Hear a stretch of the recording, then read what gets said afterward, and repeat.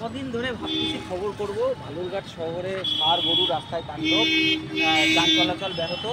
হ্যাঁ, কয়েকজনের বক্তব্য নিয়ে নেবো যে এরকম অত্যাচার শহরে হাঁটা যাচ্ছে না। ওটা করলে আজকে ফলো আপ হয়ে যাবে। লাগাটা দিয়ে দিস। আরে ভাবতেছিলাম করবো ওটা। লাগাটা দিয়ে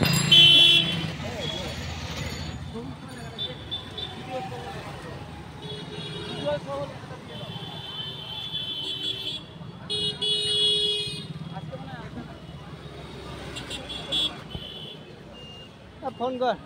আসতে 7:30 আমি গেলাম। যা